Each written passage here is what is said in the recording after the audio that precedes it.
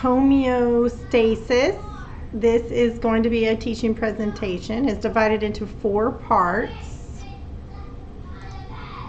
And homeo, it means same. Stasis means stationary. And the definition of homeostasis, it means to keep everything the same. It is maintaining a constant internal environment. There are 2 mechanisms in which we maintain homeostasis. There's the negative feedback mechanism, and then there is the positive feedback mechanism. Let's start with the negative feedback mechanism.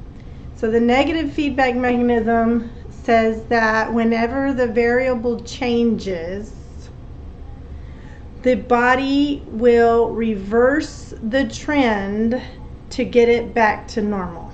So in other words, if the blood sugar begins to rise, then the body will do things to bring that blood sugar back down. Because it's getting too high, it's going to bring the blood sugar back down.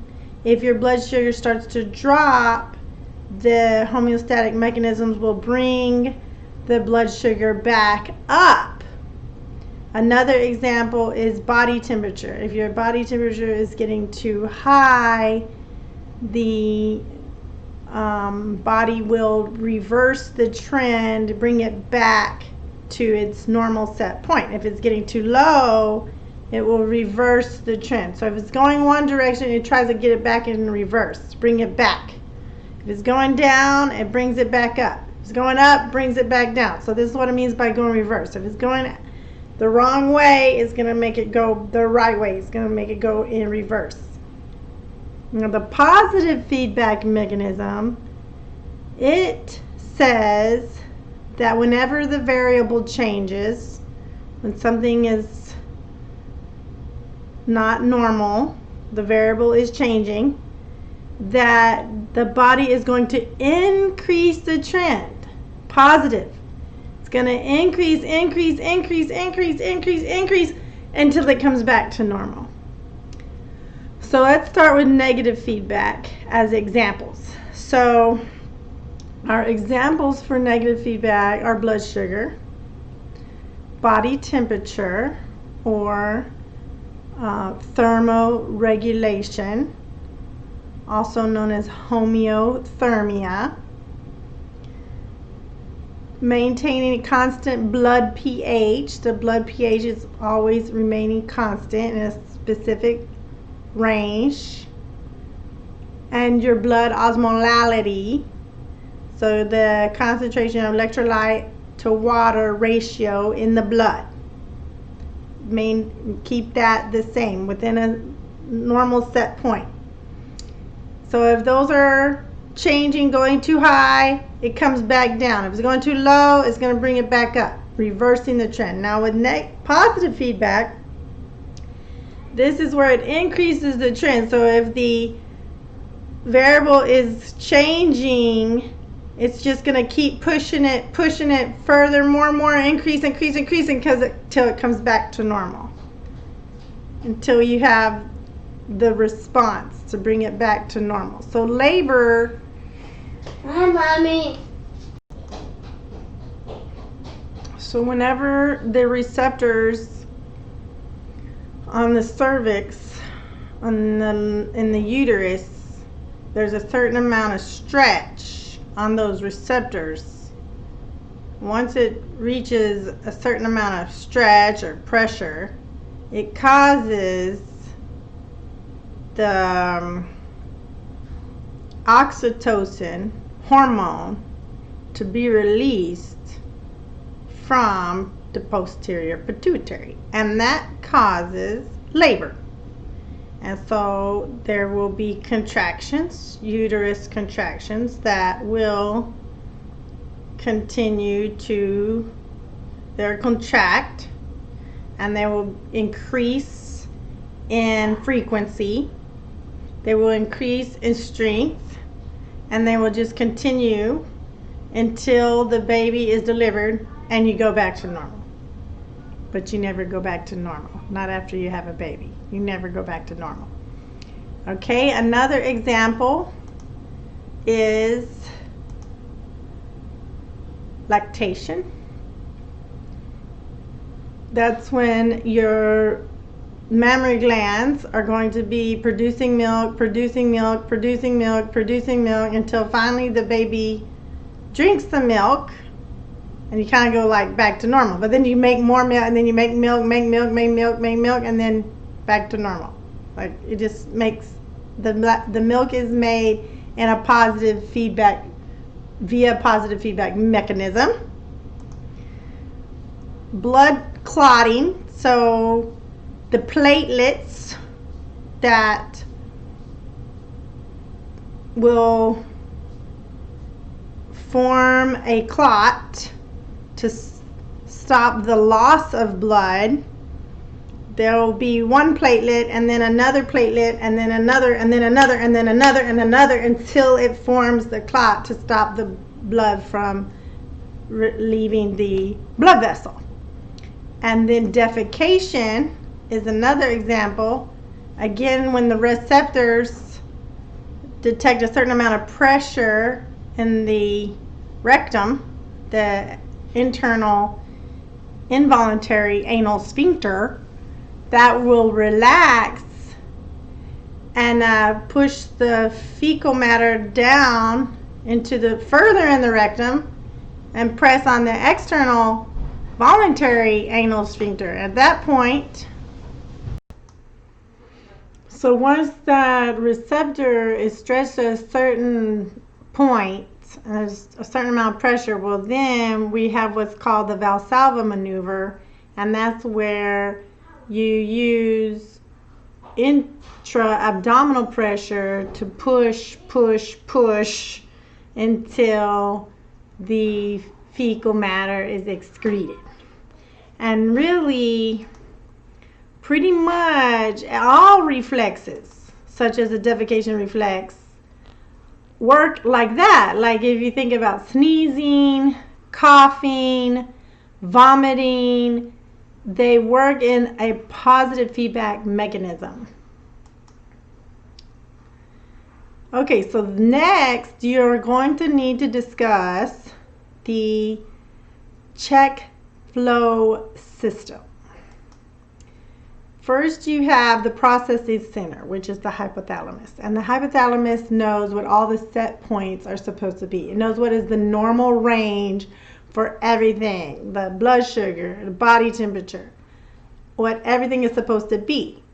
And if it is not in that range, then it is going to tell the control centers, which are the nervous system and the endocrine system, is tell those control centers that this is not where it is supposed to be.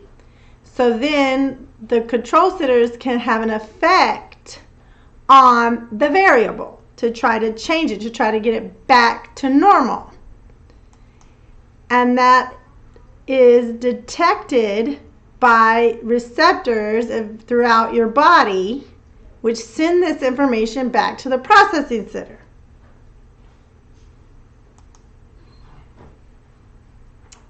So, we're going to next talk about in detail.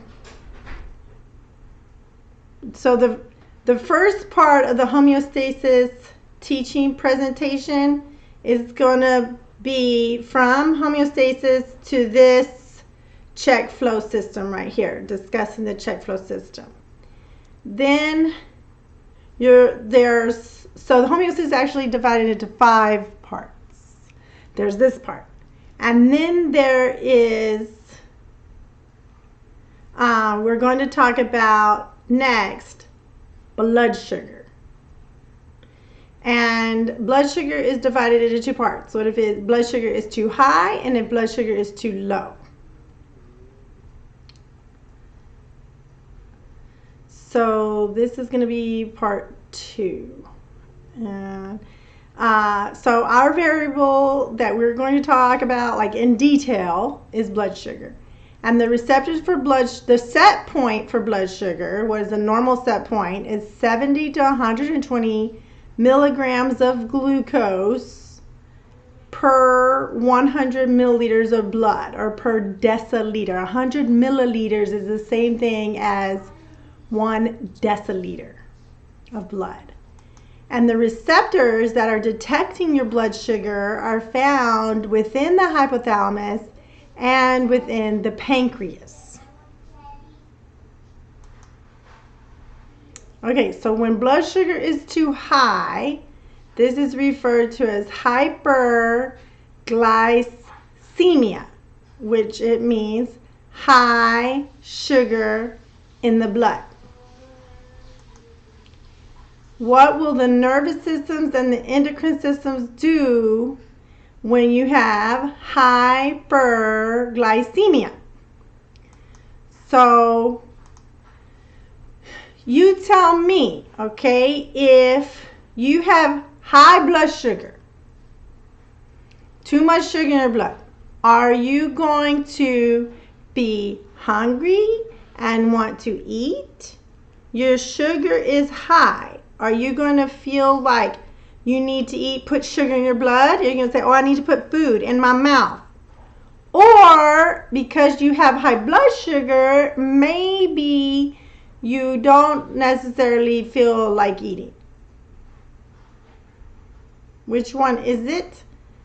So that would stimulate the satiety center, which is found in the hypothalamus. And the satiety center tells you that you are satiated, that you are done eating, that I don't want to eat anymore. You stop actually tasting the food because you don't need to eat anymore. You already have too high blood sugar. So putting more sugar in your mouth is going to raise your blood sugar. So it tells you that you're satiated and to stop eating. The endocrine system, which is going to be the pancreas, that is the system of all the glands. And the gland that is in charge of blood sugar is the pancreas. So do you know what is the hormone that is released from the pancreas when you have high blood sugar? I think you do. I think you've heard of it before. If you said insulin, then you are right. Insulin comes from the pancreas. It's released from the pancreas when you have high blood sugar. It targets all the cells in the body. It opens up these pores, the glucose pores, that will take the glucose out of the blood and put it into the cells. It is also called, you could also say that insulin causes the cellular uptake of glucose, because it causes the cells to open up their glucose pores and allows the sugar that's in the blood to go into the cells, because the cells want the sugar. The cells are like, give me some sugar. So there's a lot of sugar in the blood. It needs to go into the cells. So insulin causes the cellular uptake of glucose. And this is true for all the cells in the body except the brain, the liver cells, kidney, nephrons in the kidney, and the skeletal muscle cells in motion. This says in motion right here. So those cells do not require insulin. They can take glucose whenever they want. So skeletal muscle cells, when they're in motion, when they're moving, they can take up glucose out of the blood. So imagine a child after Halloween, they ate all the Halloween candy. Okay, they eat all the, what happens to kids when they're on a sugar high? When they eat too much candy, too much sugar, don't they start just running around, going crazy, running around? That's because that is one way to get sugar out of the blood, is when the skeletal muscles are in motion, it helps take the sugar out of the blood and puts it into the skeletal muscles. So there are 2 ways to lower blood sugar. 2 ways. Insulin and exercise. That's it. How do you get sugar out of the blood? You have to have insulin. That is the only hormone that takes sugar out of the blood. So you have to have insulin, or you need to exercise to get that blood sugar down. Okay, so part 3 of the homeostasis is to talk about when your blood sugar is too low. What is the word for low blood sugar? If hyperglycemia is high blood sugar, what is the word for low blood sugar? Low sugar in the blood. That is correct. So what are the nervous systems and the endocrine systems going to do when you have low blood sugar? So you have low blood sugar. What are you going to do? Are you going to put food in your mouth? Or are you not going to put, are you going to eat, or are you not going to eat? You have low blood sugar. What do you think you're going to do? You're going to want to eat. So it's going to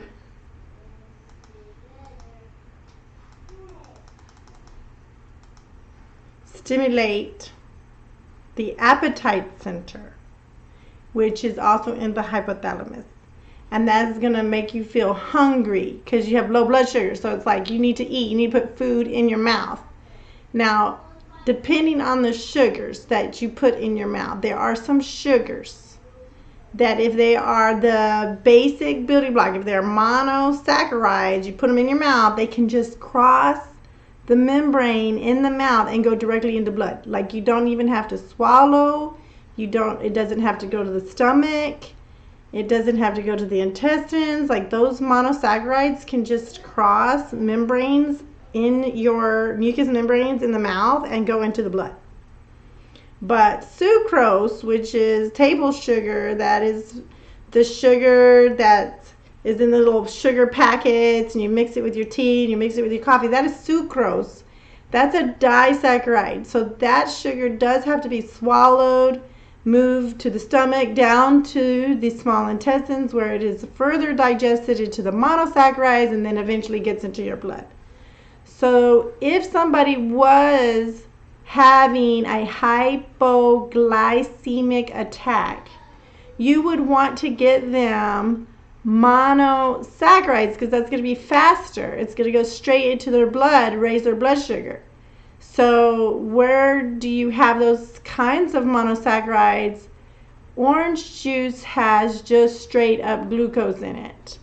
So orange juice, and then there's certain like little diabetic candies that diabetics will carry around with them. Now there's 2 different kinds of diabetic candies. So a diabetic that has diabetes mellitus, it means that they always have high blood sugar because they don't have insulin, or the insulin doesn't work.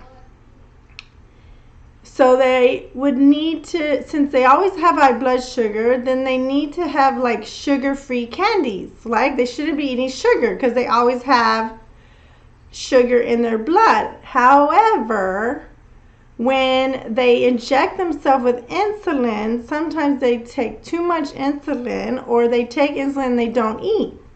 And it takes all the sugar out of their blood. So then they need the other candy that is just pure glucose. Like, it has the monosaccharides. So as soon as they put it in their mouth, they can recover if their sugar is going too low.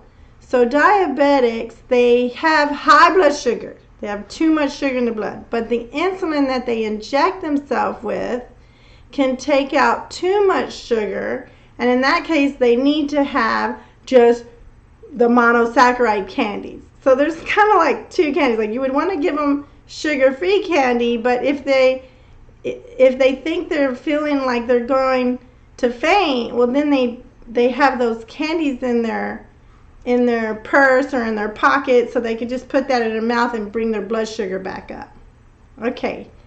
Then the endocrine system. What is the endocrine system going to do?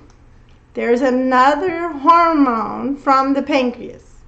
It is called glucagon. And it will target the liver cells and the skeletal muscle cells. That is where glycogen is stored, in the liver and skeletal muscle cells. And it targets that glycogen, the stored glucose in those cells, and causes glycogenolysis, which is the breakdown of the glycogen, just stored glucose, into glucose, which will then go into the blood and increase your blood sugar. So glucagon is the hormone from the pancreas in charge of raising blood sugar in the times when the blood sugar starts to drop. However, there are other hormones in the body, like your steroid hormones, that put sugar in the blood. So glucagon is not the only hormone to put sugar in the blood. But I do want you to know that insulin is the only hormone that takes sugar out of the blood. Okay, so part 1, part 2 was hyperglycemia. Part 3 is hypoglycemia. Now we're going to move on to part 4, in which you're going to talk about another example in detail, which is going to be temperature, body temperature. The processing center will tell the two control centers, if it's not in normal body temperature, to have an effect on the body temperature, which is detected by the receptors. And that information is sent back to the hypothalamus, in which the set point for body temperature is 97.5 to 99.5 Fahrenheit, or between 36 to 38 degrees Celsius. And the receptors for body temperature are, there are some receptors in the hypothalamus, in the processing center, in the brain. Hypothalamus is in the brain. And also the thyroid gland. So the thyroid gland is responsible for maintaining a constant body temperature. So if you have high body temperature, this is referred to as hyperthermia. What is the nervous system and endocrine systems? What are they going to do to bring you back down? So this is going to be just like blood sugar, another negative feedback. So if it's too high, we got to bring you back down to normal. So if you're hot, what happens when you're hot? What does the body do? What happens? What does your body do when you're hot? Well, one thing that you do is you sweat. So that's the nervous system. Nervous system causes the sweating. It causes the glands in the skin to produce and secrete the sweat onto the surface of the skin. And when sweat evaporates off of your skin, it cools the body. So evaporation of sweat is a cooling mechanism. So this helps to cool the body off. The more surface area for the sweat to evaporate, the better. So this is why people who run marathons, it's almost like they're in like little bikinis.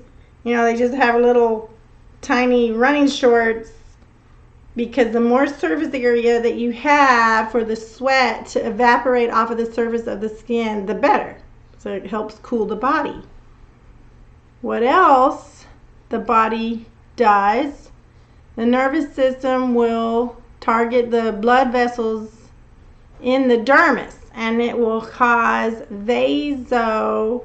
dilation. So that blood vessel will dilate and become larger in diameter, and it will come a little bit closer to the surface of the skin. So it stays in its location, but it just dilates and gets a little bit closer to the surface of the skin. And so this is why when you're hot, you start to turn, you turn pink or red, and you become flushed, is because the blood vessels are like dilating and becoming closer to the surface of the skin. And that allows heat to escape through the surface of the skin, which is radiation, and that is another cooling mechanism. So when people are hot, it's like they're little radiators and they're like exuding heat. The endocrine system, oh, we're not done. So what else the nervous system does is it gives you the conscious recognition that you are hot. So you begin to realize, I'm hot, I'm so hot. And so you would maybe find shade, get in the air condition, a nice cool room, ice cold beverage, things to help cool you down, because you realize, oh, I'm so hot. So you have the conscious recognition, and you would do things like to help find cold to help cool you down. Now the endocrine system, the thyroid gland here in the neck, has this hormone, thyroxine. And what thyroxine does is it actually increases the metabolic rate. So when you're hot, you don't want to increase the metabolic rate. You want to decrease the metabolic rate. So the thyroid will actually decrease in response to high body temperature. It will decrease the amount of thyroxine that is being released by the thyroid, and that will decrease the metabolic rate, metabolic reactions occurring in the body, which will decrease all the chemical reactions occurring in the body, and that will decrease the heat that is produced as a byproduct, Right here it should say as a byproduct. And that will help decrease the heat in your body temperature. Part 5, you will talk about when the body temperature is too low. So that is going to be hypothermia. So you're cold. What will the nervous system do when you're cold? What does happen when you're cold? What happens? What kind of things happen? What does your body do? One thing it'll do is shiver. Your chin is starting to chatter, your mandible, you start shaking. And those chemical reactions, the muscle contractions, requires chemical reactions that produces heat as a byproduct. So shivering it produces heat to help raise your body temperature. So it's just a natural reaction. It's like involuntary.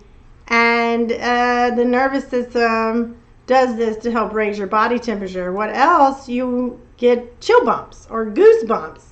And that is when the erector pili muscles stand straight up, cause the hair to stand up. And if you're furry, that will trap heat that it radiates from your body, traps that heat between the fur and the skin. So it's just like wearing a fur coat.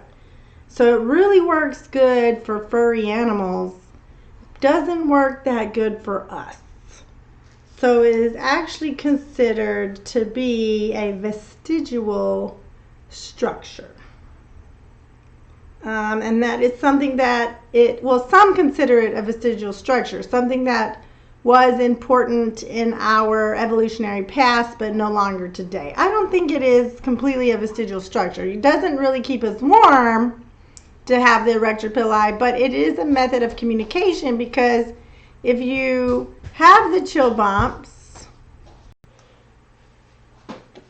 because it does communicate like when you are cold, because if you see somebody that has chill bumps, then you know, hey, they're cold. Maybe I should put a blanket on them. So some people, they are in a coma or they cannot communicate, and you see those chill bumps and you're caring for them, then you know it's a method of communicating. Hey, I'm cold. The nervous system will also result or cause Mommy, can you help me? vasoconstriction. Yes, I will help you.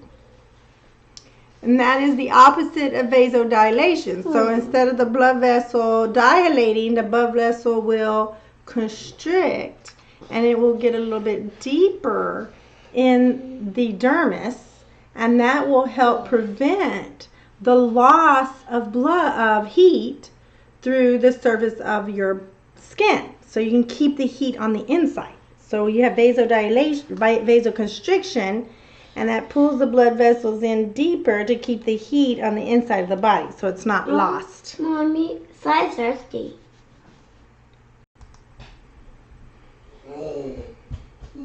It's also, the nervous system also going to give you the conscious recognition that you're cold, in which case you will find more clothes to put on, a sweatshirt, you will find another blanket, you'll go inside, you'll drink hot cocoa, something to help raise your body temperature. And then the thyroid is going to increase the release of the thyroxine. That increases your metabolic rate, which increases the chemical reactions that occur in your body, which will increase the heat produced as a byproduct. And that will increase your body temperature. So that is the the homeostasis. That is the homeostasis.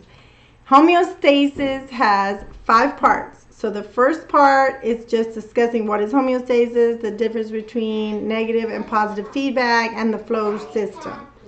Then the other 4 parts you talk about in detail: hyperthermia, hyperglycemia, hypoglycemia, hyperthermia, and hypothermia.